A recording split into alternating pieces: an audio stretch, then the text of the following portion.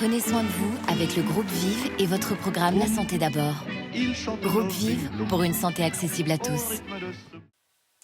Bonjour à tous, soyez les bienvenus sur le plateau de La Santé d'abord, l'émission qui préfère prévenir plutôt que guérir. Connaissez-vous votre taux de sucre dans le sang ? Non, ce serait bien d'aller vérifier parce que 5 à 6% d'entre nous souffriraient d'un diabète de type 2, c'est-à-dire un taux de sucre trop élevé. Sans le savoir, cette maladie peut rester effectivement asymptomatique pendant des années. Le diabète de type 2, nouveau mal du siècle, on en parle aujourd'hui sur le plateau de La Santé d'abord.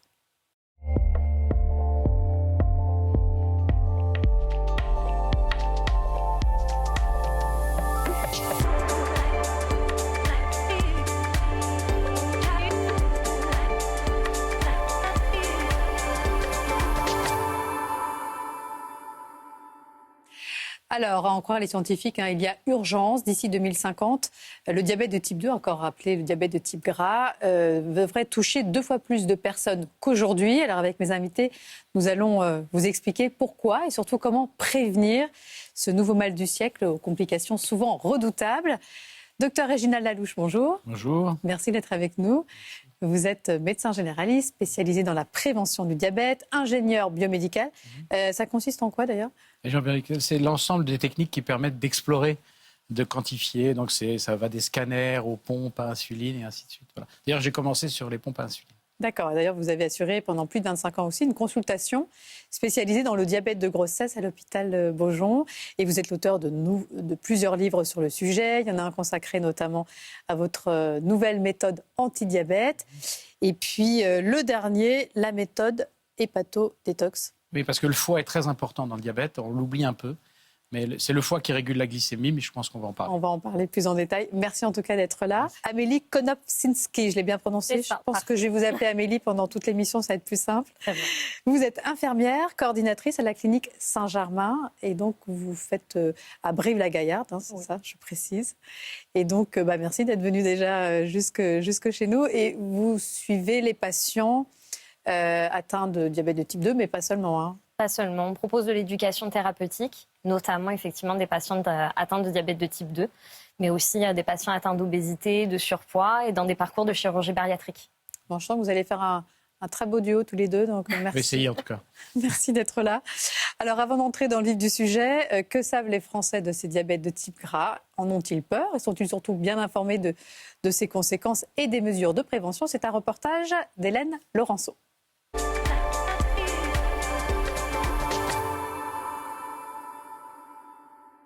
Je connais pas trop les facteurs de risque de la maladie, mais je pense que c'est lié à une surdose de sucre, entre guillemets. C'est une maladie qui est quand même assez importante. On peut même en mourir.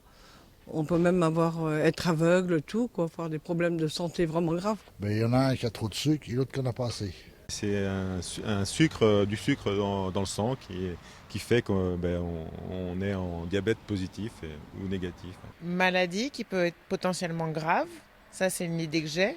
Mais j'ai pas d'informations là-dessus. C'est une maladie qui me fait peur dans le sens où ma mère est diabétique, ma grand-mère maternelle l'était également. Et ma mère et ma grand-mère m'ont toujours dit que c'était une maladie qui rongeait le corps en fait. Moi, je suis juste limite, mais il faut faire attention. Quand on vieillit, il faut faire attention. Il faut bien manger, il ne faut pas te préparer, il faut faire sa cuisine, manger des fruits, mais pas de sucre. Pour éviter, c'est de manger moins sucré. Déjà, et puis réduire son taux de sucre tous les jours, Faire attention. Moi, j'essaye de faire attention. Je suis pas trop dessert, et puis je suis pas du tout au sucre, et avec du sport, je pense qu'on peut éviter tout ça. Il y a des traitements où on doit gérer son taux de sucre par jour en fonction de tout ce qu'on mange, mais je pense pas qu'elles se guérissent, non. Bon, ils sont plutôt bons quand même. Ils sont très bons. Oui. Ils sont très bons et effectivement, ils ont parlé de sucre, mais ils ont très peu parlé d'activité physique. Il y en a un qui en a parlé, mais c'est vrai que c'est pas ce qui vient spontanément. C'est pas ce qui vient à l'esprit, et pourtant, le vrai facteur de risque, c'est la sédentarité. Bon, on va en parler un peu plus en détail. Juste peut-être pour commencer, retour aux fondamentaux. Que se passe-t-il sur un plan physiologique quand on souffre de diabète ? Quand on souffre de diabète, qu'il soit de type 1 ou de type 2, on précisera ça tout à l'heure, en fait, c'est le pancréas qui est un organe assez profond, qui ne va pas faire assez d'insuline pour l'ensemble des organes et des cellules. C'est très simple à comprendre. Si vous prenez du poids ou que vous êtes en obésité, il faut que l'organe fasse autant d'insuline pour beaucoup plus de volume. Donc ça, c'est compréhensible pour les gens qui sont en surpoids ou en obésité.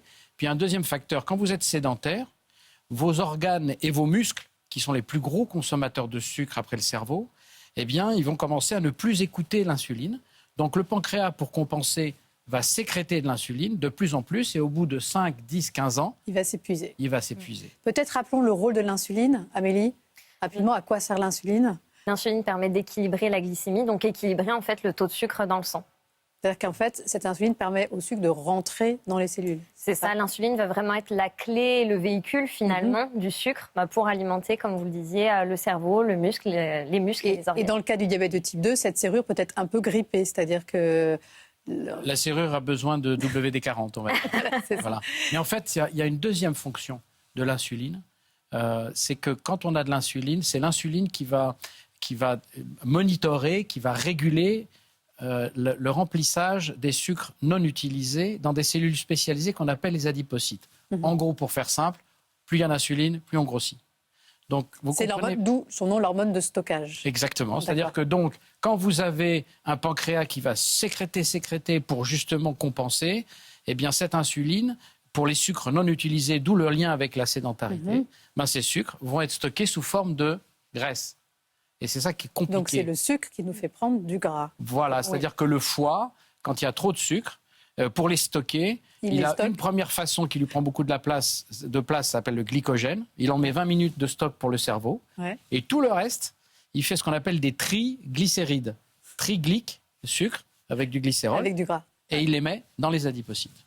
Et là, on prend du poids. Et on a le foie qui devient gras, d'ailleurs. Voilà. Et jusqu'au moment où il n'y a plus de place. Alors, donc ça, c'est dans le cas du diabète de type 2. On va peut-être dire juste un mot sur le diabète de type 1. Là, c'est une maladie auto-immunitaire. C'est-à-dire que là, le pancréas ne sait pas. On fabrique des anticorps contre son pancréas qui ne sait plus fabriquer. C'est un enfant ou un adolescent qui a une infection banale. Et cette infection banale va faire en sorte qu'il va faire des anticorps. Et ces anticorps vont vont détruire le pancréas qui ne fait plus l'insuline. D'ailleurs, il y a un point très intéressant là-dessus, c'est qu'on s'est aperçu, il y a une équipe australienne qui s'est aperçue que c'était les antirovirus et les rotavirus que les bébés attrapent quand ils sont en jeune âge, qui leur donnent des diarrhées, ont la même signature immunitaire que les cellules du pancréas. Et en fait, il semblerait que quand ces enfants font des infections de ce type-là, eh bien pour certains, ça pourrait déclencher une maladie auto-immune. D'ailleurs, c'est pour ça qu'ils vaccinent en Australie contre ces virus. En France, on commence un peu. On commence, ça y est, elle est remboursée. En dehors du surpoids, Amélie, est-ce qu'il y a d'autres facteurs de risque de ce diabète de type 2 ? Bien sûr. Alors, il y a des facteurs de risque qu'on ne pourra pas gérer. Tout ce qui est hérédité, génétique. Voilà, si on a des parents, des grands-parents qui ont eu du diabète de type 2, on est plus à risque d'en développer à son tour. Et il y a des facteurs qui sont plus gérables. On a beaucoup entendu parler dans le micro-trottoir de l'alimentation. C'est vrai, il y a la sédentarité aussi, le manque d'activité physique. Et quelque chose qui est négligé, mais qui est important aussi, c'est la gestion des émotions. Les pics émotionnels de stress, de dépression, ce genre de choses peuvent avoir une incidence aussi sur l'équilibre de la glycémie. Moi, j'avais entendu parler aussi d'hypothyroïdie quand la thyroïde fonctionne un petit peu au ralenti.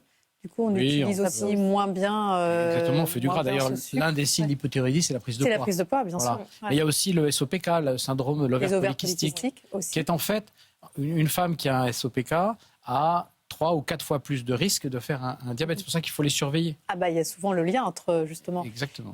Peut-être précisons aussi cette notion d'hyperinsulinisme dont on parle et d'insulinorésistance aussi. Oui. Alors ça, c'est fondamental pour comprendre les maladies métaboliques. En fait, une femme qui a un SOPK, un syndrome de l'ovaire polykystique, va faire trop d'insuline. Et comme elle fait trop d'insuline, cette insuline va avoir plusieurs actions. 2 actions principales. La première sur le rein, où elle va garder le chlorure de sodium, donc il y a des risques d'hypertension. Deuxièmement, sur l'ovaire, où elle va, parce qu'il y a trop d'insuline, elle va provoquer la sécrétion d'hormones androgènes, et c'est des femmes mâles, qui se retrouvent avec de l'acné, de l'hirsutisme, et des cycles très longs, et de l'hypo-infertilité. Et en fait, c'est une maladie intéressante, c'est une maladie très invalidante, qu'on oublie souvent de détecter et qui empoisonne la vie de femmes jeunes, parce qu'elles cherchent à avoir aussi des enfants, et c'est compliqué. Et pourtant, c'est une maladie qui est presque, je dirais techniquement, avant le diabète. Et on peut vraiment la traiter. Ce n'est pas une maladie je vais dire ça à mes confrères gynécologues, mais ce n'est pas une maladie pour gynécologues. Ouais, c'est une maladie parce que le lien, dans la majorité des cas, est... Pour personnes professionnelles de santé qui connaissent l'endocrinologie et qui connaissent le diabète. Quelles sont les conséquences d'un diabète qui va être mal pris en charge ? Écoutez, le diabète mal pris en charge, je crois que c'est une personne qui l'a très bien dit, c'est que les tuyaux dans lesquels passe notre sang ne sont pas faits pour avoir trop de sucre dans ce sang. C'est comme des tuyaux en plomberie où vous avez trop de calcaire. À la fin, le calcaire va finir par boucher vos tuyaux et parfois à les sectionner. Parce que là, c'est du sucre, en fait. C'est comme si on se caramélise un peu de l'intérieur. Exactement. C'est-à-dire que plus vous avez de sucre et plus il a même une fonction propre inflammatoire. Il va commencer à être inflammatoire. En fait, pour résumer, le diabète, c'est une maladie des vaisseaux sanguins. C'est-à-dire que c'est ce qu'on appelle la micro-angiopathie ou la macro-angiopathie. Ça, c'est facile à comprendre. Hein. Micro, c'est petit. Angio, c'est vaisseau. Pathie, c'est maladie. Macro-angiopathie, gros vaisseau. C'est pour ça qu'on retrouve les maladies coronaires, on retrouve les risques d'infarctus, on retrouve la cécité, on retrouve les amputations non traumatiques, on retrouve l'insuffisance rénale, on retrouve beaucoup de pathologies en fait qui sont... Et le problème du diabète, c'est qu'il n'y a pas de symptômes. Alors justement, oui, ce diabète peut évoluer de façon sournoise pendant des années, mais il y a quand même des signes avant-coureurs qui permettent, des signes physiologiques, sans parler de bilan sanguin, qui peuvent nous mettre sur la voie. Amélie ? Alors, dans les cas d'hyperglycémie, ce qu'on retrouve souvent comme signe, c'est une sensation de soif intense, une envie d'uriner. Mais c'est vrai que c'est des symptômes qui sont un petit peu traîtres parce que pas toujours présents. Donc, le maître mot, j'aurais envie de dire, c'est la prévention avec les bilans sanguins. Justement, on va en parler. Il y a une journée mondiale du diabète qui a lieu chaque année le 14 novembre et qui est organisée par la Fédération internationale du diabète et l'OMS. Alors, direction tout de suite le hall de l'hôpital de Perpignan où un stand de dépistage a été installé pour l'occasion. C'est un sujet de Anne-Sophie Pellegris.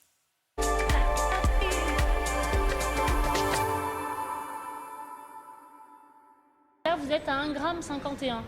Et donc ça signifie que vous êtes probablement diabétique. Je ne savais pas que j'avais des problèmes de diabète. Alors pas du tout. Alors là, je suis étonnée. Comme Malika, une personne diabétique sur 2 s'ignore. Pourtant, cette maladie peut être mortelle si elle n'est pas diagnostiquée. Un constat alarmant qui a entraîné la création d'une journée mondiale du diabète organisée chaque année par la Fédération internationale du diabète et l'OMS. Ici, dans le hall de l'hôpital de Perpignan, un stand de dépistage est installé pour l'occasion. Je suis négatif, pas de diabète. Je suis très contente. Parce qu'on a toujours des doutes, surtout quand on a l'hérédité dans la famille d'avoir le diabète. Le but, c'est d'essayer de dire aux gens, vous n'avez pas de symptômes, parce que le diabète, ça ne donne pas de symptômes. La plupart du temps, c'est une maladie silencieuse. Et pourtant, vous pouvez, même si vous avez l'impression d'être en bonne santé, vous pouvez quand même souffrir de diabète. Dans les Pyrénées-Orientales, 6% de la population est atteinte de diabète. C'est plus que la moyenne nationale qui est à 5%. Bon, à partir de quel taux de glycémie on peut poser le diagnostic d'un diabète de type 2 ? Là, il y a plusieurs taux en fait intéressants. Le premier, c'est la glycémie à jeun. Glycémie, sucre, émis, le sang. Et la glycémie à jeun, en gros, il faut qu'elle soit entre 0,75 g par litre et 1,06 g par litre. Voilà, ça c'est la règle. Alors on dit aussi 1,10 g par litre. En fait, ça a peu d'importance. Dès qu'elle commence à flirter avec le 1,10, là c'est déjà une indication. Il y a un deuxième examen qui répond à un nom affreux, qui est l'hémoglobine glyquée. En fait, c'est une partie du sang. L'hémoglobine transporte, vous savez, est transportée dans le sang pour oxygéner, parce qu'elle est rouge. Et une partie, la fraction A1C, se marie avec le sucre circule, puisque vous avez une glycémie à jeun. Donc elle se caramélise un peu. Et donc ce pourcentage a un avantage énorme, c'est que comme un globule rouge naît dans la moelle osseuse, mais meurt dans la rate, et il vit 3 mois. Donc on a la moyenne de la glycémie pendant 3 mois. Et donc, c'est une sorte de mouchard ici, voilà. Si votre glycémie a fait le yo-yo pendant ces 3 derniers mois. Exactement, il est entre 4% et 5,6%. Voilà. D'accord, c'est-à-dire au-dessus de 5,6%, une hémoglobine glyquée au-dessus de 5,6%, on est déjà en prédiabète. On parle de prédiabète. Exactement, jusqu'à 6,4. Moi, j'avais cette notion qu'en fait, il fallait que le chiffre après la décimale corresponde à votre décennie. Par exemple, vous avez 40 ans, l'idéal, ça serait d'avoir une hémoglobine glyquée à 5,4. Ça, c'est vous des moyens 50, mémotechniques c'est 5,5. Qui sont bons parce qu'en fait, effectivement, quelqu'un qui a 60 ans, il peut avoir 5,6. 70 ans, 5,7. À quel moment on va intervenir, en fait ? La question, elle est là. Là, tout le monde est en train de regarder son bilan. Est-ce qu'on m'a demandé l'hémoglobine glyquée, la glycémie. Donc, pour l'hémoglobine glyquée, à partir de combien il faut se... Alors, entre 4 et 5,6, c'est normal. De 5,7 à 6,4%, c'est le prédiabète. Au-dessus de 6,4%, c'est le diabète de type 2. Et d'ailleurs, vous savez, il y a un chiffre qui traîne beaucoup, c'est 7%. Oui. Et vous savez pourquoi c'est 7%? On le retrouve partout, c'est vrai. Alors, pourquoi? Parce que le diabète, quand il vous attaque, il a 2 paliers. À partir de 6,4, il va commencer à faire la micro-angiopathie. La micro-angiopathie, c'est l'atteinte des yeux, des reins et des petits nerfs. D'accord. Ça fait qu'on perd la sensibilité. Ouais. Et à partir de 7, il va faire la macro-angiopathie, les gros vaisseaux, les fémorales, les coronaires, les carotides. Et en fait, quand on est diabétologue et quand on travaille sur le diabète, il faut essayer, en fonction de l'âge, de descendre au moins en dessous de 7 et au mieux en dessous de 6,4. Et aujourd'hui, il y a des traitements pour ça. D'accord. Donc être en dessous de 6,4. Mais malheureusement, une fois que le diabète est installé, avec une glycémie supérieure à 1,25, est-ce qu'il y a une possibilité de revenir en arrière si on modifie son hygiène de vie, par exemple?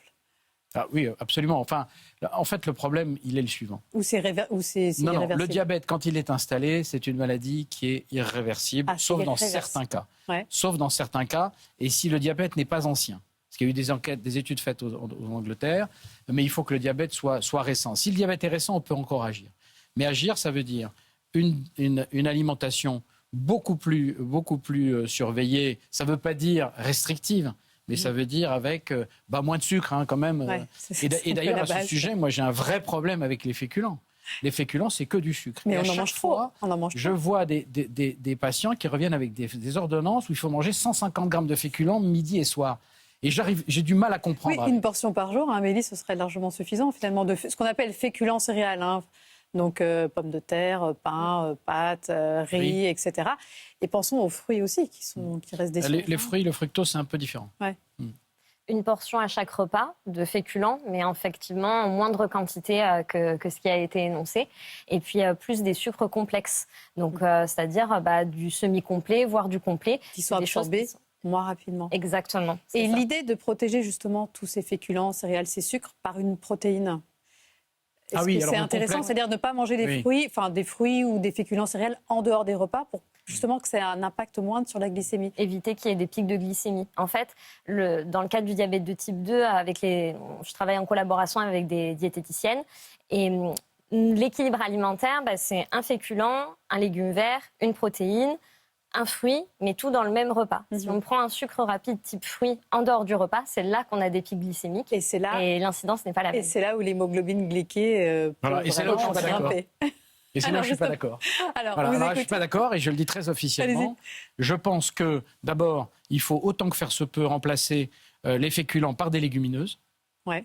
D'ailleurs, lentilles, pois chiches, haricots blancs, haricots rouges, qui contiennent moins de glucides, et puis surtout qui ont un autre amidon. Parce qu'en fait, dans les féculents, vous avez 2 types d'amidon. L'amidon, ce sont des chaînes de sucre attachées. Et ces chaînes de sucre attachées n'ont pas du tout... Il y a l'amylopectine et l'amylose. On ne va pas rentrer dans le détail. Mais en gros, il vaut 100 fois mieux remplacer ces féculents par des légumineuses. En plus, c'est riche en fibres, riche en minéraux, en vitamines. Et je voudrais qu'on m'explique... Et en protéines végétales. Pardon. Et là, après, il faut bien les tolérer sur un plan digestif. Ah, il faut les tolérer sur un plan digestif. Voilà. Ouais. Mais je pense que vraiment, les féculents, c'est à chaque fois que je demande pourquoi on impose les féculents, à chaque fois, on me dit c'est la consommation moyenne des Français dans les années 60. Et les Français des années 60 et les Français des années 2020, c'est pas les mêmes. Donc voilà, moi je suis désolé, c'est un sujet sur lequel je voudrais, puisqu'on est dans l'evidence-based medicine aujourd'hui, qu'on me montre l'étude sur 20 ans qui montre qu'en mangeant pour un diabétique des féculents pendant 20 ans, il se trouve mieux que celui qui n'en mange pas. C'est vraiment une question. Et j'aimerais qu'on y réponde. Et les remplacer par effectivement des légumineuses. Des légumineuses. Donc légumineuses, lentilles, et les légumes, et pousser les légumes. Soja, et pousser les légumes, évidemment. Alors, je comprends bien qu'il y a un problème de moyens aussi. Les féculents, ça ne coûte pas cher. Mais les légumineuses non plus. En fait, je vous rejoins sur l'idée des quantités. Je vous rejoins aussi sur l'idée de la qualité. Après, il y a le côté aussi financier qui parfois contrebalance aussi ce postulat. Parce qu'elles ont peur. Ça coûte moins cher. Et puis surtout, ça permet aux gens de se remplir un petit peu. Parce que quand on n'a pas de moyens, la bonne alimentation, elle coûte cher, contrairement à ce qu'on croit. Elle coûte très cher. Voilà, donc là, on a commencé toute cette partie prévention déjà avec l'alimentation. Le gras, Est-ce que, voilà, comment bien le conseiller, etc. Il y a le bon gras, le mauvais gras. C'est vrai qu'on va plutôt parler c'est-à-dire que le gras, on l'a tellement diabolisé pendant 50 ans. Mais en prévention, justement, d'un diabète de type 2, de plus en plus d'études montrent que, justement, le gras, en l'occurrence le bon gras, pourrait avoir un effet plutôt protecteur. En fait, ce qu'il faut éviter, c'est les graisses trans, toutes les graisses qui ont été manipulées par l'industrie. Voilà, ça, il faut regarder les étiquettes. Donc, tous les plats cuisinés, etc. Pas tous. Il y a des plats qui sont bien faits, mais il faut faire attention à ces graisses-là. Et puis, il faut faire attention à différencier les saturés des insaturés. Les saturés, ça doit correspondre à peu près à 25% de l'ensemble des graisses que vous mangez. Et les insaturés, que ce soit oméga 6, oméga 3, oméga 9, l'huile d'olive, vous pouvez consommer. Et oméga 3, Amélie, on les retrouve et j'imagine que vous les conseillez beaucoup à vos patients. Oui, mais c'est ça, l'huile d'olive par exemple, l'huile de colza. Alors je vais être un peu chauvine pour la Corrèze, donc l'huile de noix par exemple, aussi, c'est excellent. C'est plutôt des oméga 6, l'huile de noix. Oui, oméga 3. Les oméga 3, ça va être plutôt l'huile de noix. L'huile de noix, il y a du oméga 3. Hein. C'est balancé en fait. C'est comme dans l'huile de colza, c'est balancé. Ah oui. Et les noix, c'est un trésor. Hein. Un trésor. Moi, je sais qu'à mes patients, tous les matins, il faut qu'ils aient 3 noix. Voilà. Les petits poissons gras aussi, on n'en parle pas assez, sardines, maquereaux, etc. Donc riches en oméga 3 qui ont une action anti-inflammatoire. Et puis vous disiez, il faut bouger. Oui. Vous disiez finalement, le premier facteur de risque du diabète de type 2, c'est la sédentarité. Alors il y a un sport dont on parle beaucoup, c'est le HIIT. HIIT, qui veut dire High Intensity Interval Trainings. Pardon, j'ai pour mon accent anglais qui est vraiment pourri. Mais c'est vraiment... alors, on va peut-être expliquer ce que c'est.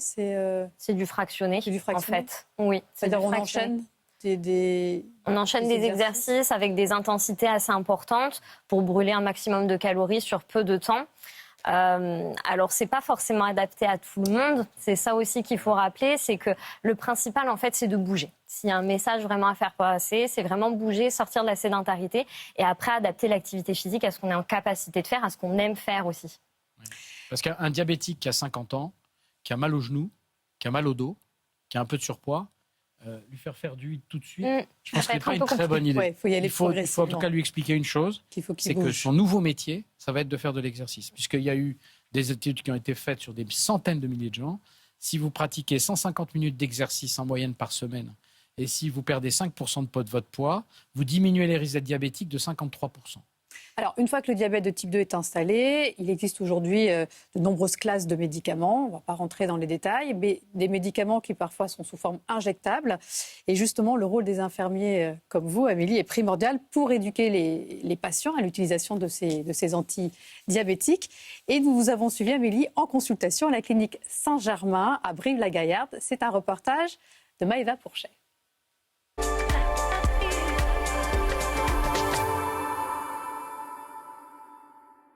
Là, on va se mettre en situation pratique. Donc on enlève le petit capuchon. Amélie est infirmière et reçoit dans son bureau des patients diabétiques. Objectif, mieux gérer leur pathologie. Souvent, les questions que j'ai, c'est plutôt, j'ai un traitement, on m'a dit de le prendre comme ça, mais je ne sais pas comment il fonctionne sur moi. Je ne sais pas quel est l'impact sur mon organisme. Je ne comprends pas mes résultats de bilan sanguin. Je ne comprends pas comment peut évoluer mon diabète. Et dans la pratique, finalement, je ne sais pas ce que je peux faire. L'analyse du taux de sucre dans le sang, l'ancienneté du diabète, ou encore l'âge et le profil du patient déterminent la prescription médicale. En fonction de ces données-là, en fonction du mode de vie aussi du patient, on va pouvoir choisir quel traitement on met en place. Le médecin décide ou non de la prise de médicaments. Il prescrit aussi des injections quotidiennes d'insuline dans les cas les plus graves. Pour les diabètes moins prononcés, cet autre traitement existe et présente des avantages. C'est qu'il est simple d'utilisation puisque le patient peut le faire en autonomie. C'est une injection une fois par semaine. La prévention du diabète commence par une alimentation équilibrée et la pratique régulière d'une activité physique. 3,5 millions de Français prennent un traitement contre le diabète. Bon, Amélie, finalement, la bonne nouvelle quand même pour tous ces patients diabétiques bien pris en charge, c'est qu'ils vont vivre souvent plus longtemps et en meilleure santé que les autres, parce qu'ils n'ont pas d'autre choix que de faire attention à leur hygiène de vie, grâce notamment à vos précieux conseils. Ça pourrait être ça le mot de la fin. Ça peut être ça, effectivement, c'est de se prendre en main, finalement. L'éducation thérapeutique, c'est ça, c'est de rendre le patient acteur de sa pathologie, qu'il comprenne comment fonctionne cette maladie, qu'est-ce qu'il peut faire aussi, lui, à son échelle, pour, dans l'idée, vivre le plus longtemps possible, en tout cas améliorer sa qualité de vie. Juste pour terminer en quelques mots, là on a parlé de traitements, ce sont des traitements palliatifs, mais est-ce qu'un jour il pourrait y avoir un traitement curatif du diabète ? Ah oui, actuellement il y a des nouveaux traitements qui sont appelés à sortir, mais pas tout de suite, où on s'aperçoit qu'il y a, chez les diabétiques et aussi chez les obèses, un dérèglement de la connaissance qu'a le cerveau du taux de sucre. Et si on travaille sur ces capteurs, qui sont sur un organe qui s'appelle la veine porte, qui amène le sang du tube digestif au foie, parce que c'est le foie le grand régulateur du sucre, eh bien à ce moment-là, si on recrée cette boucle vertueuse, eh bien à ce moment-là, on pourra guérir le diabète. Bon, mais pour l'instant, parlons plutôt de prévention. Voilà. C'est la meilleure des thérapies. C'est fondamental. L'éducation thérapeutique et la prévention, voilà, qui sont aujourd'hui effectivement le meilleur remède au diabète de type 2. Merci beaucoup à tous les deux, c'était passionnant, ça passe trop vite, 26 minutes. Juste, voilà, rappeler que le diabète de type 2 peut évoluer de façon insidieuse pendant des années, sans symptômes. Il peut y avoir des signes avant-coureurs, mais d'où l'importance de doser régulièrement sa glycémie, son hémoglobine glyquée, de faire du sport et de suivre les conseils alimentaires d'Amélie. Merci à tous de nous avoir suivis. Merci à tous ceux qui m'ont aidé à préparer cette émission. Et j'aurai le plaisir de vous retrouver très bientôt pour un prochain numéro de La Santé d'abord. D'ici là, prenez soin de vous.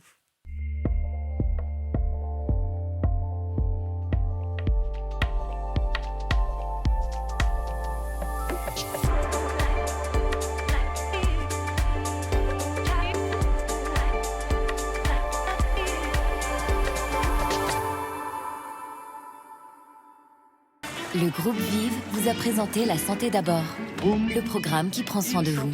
Groupe Vive pour une santé accessible à tous.